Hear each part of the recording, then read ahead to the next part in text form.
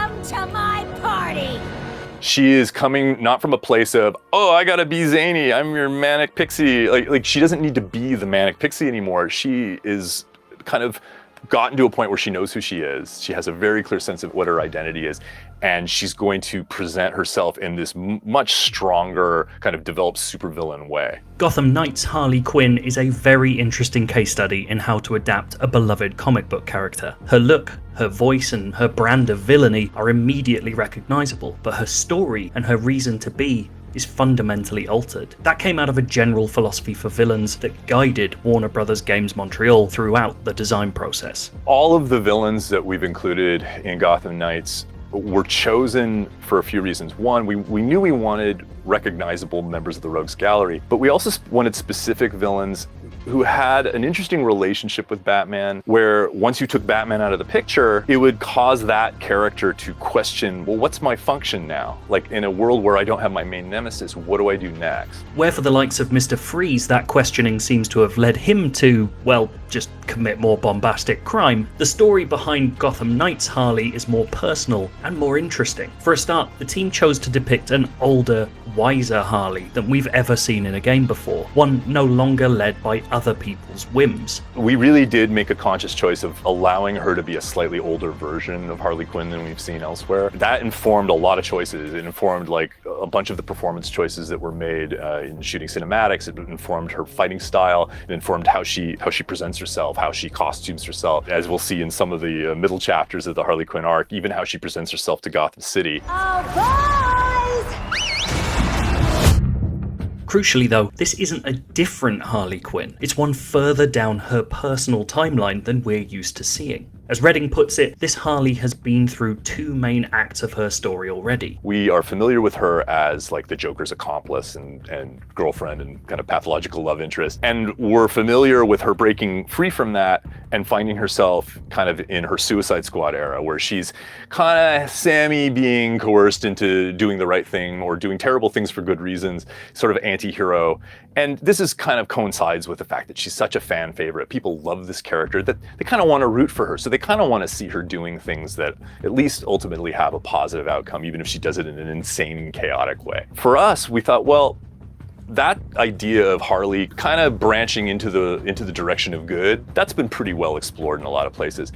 So we thought, well, what happens if we take her the other way? What happens if Batman's absence and the kind of rise of his successors kind of inspires Harley to say, well, why don't I finally get to have my career as a supervillain on my own? I have all sorts of ideas. I'm a brilliant psychiatrist. Like, there's all sorts of crazy things that I can do, especially in Gotham City. Effectively, this Harley Quinn's superpower is self-actualization. After years spent working in the shadow of others, she's now unleashing the true Harley on Gotham. For the art team, it was a fascinating process to find what this version of the character could look like, as you can tell from the many different concept sketches in this video. I don't even know if it's about physically aging her up. It's more like just a mental, like a confidence that maybe she didn't have before. I mean, on the visual side, it was cool because this is we got to do a fresh take. Initially, the team simply worked from what we'd seen from Harley before. The same kind of haircut, the same kind of clothes, even having her more closely tie in with Gotham Knights' unruly freaks gang, who will ally with her at points during the game. Associate character art director Jianli Wu said that design was fairly far along before the team was told to scrap it and try something new. The criteria we were giving was to make her really fresh,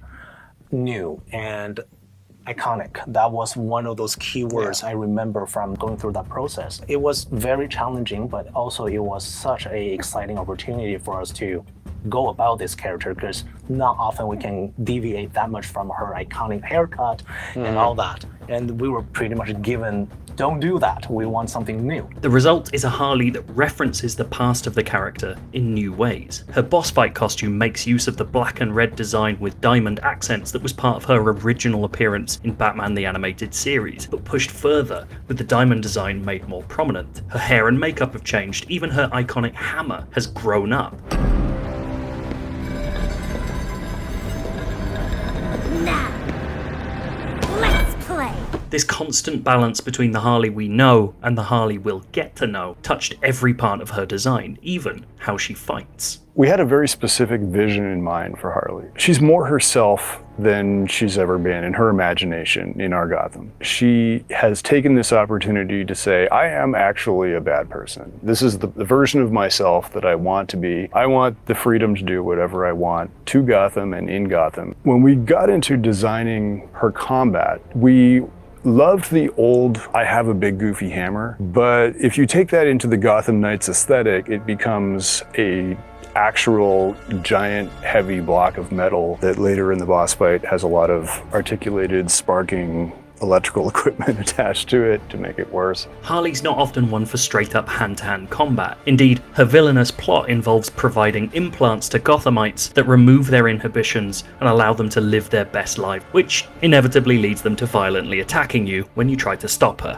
Her moveset is really about moving through this crowd of enemies that she attracts, because she has all these devotees, to just essentially to slow you down and distract you. And she constantly keeps that hammer in motion, and she's very strong, she's very powerful, she's extremely agile, and it's always about the player or players trying to get the opportunity to interrupt something Harley is doing and deal damage to her before that big hammer comes back upon you. Ultimately, like any gaming boss, Gotham Knights Harley Quinn is first and foremost a foil for the player, designed to offer interesting wrinkles of story and gameplay. But the way the team has turned her into that foil is a wonderful way to honour the character herself. Redding points out that it's a neat reflection of what the Gotham Knights themselves are going through. These are 4 sidekicks being forced to grow up and take on a lead hero's mantle. Harley's doing the same for a supervillain. Where Joker was always a mirror to Batman, it seems Harley is aiming to perform the same favour for whoever steps up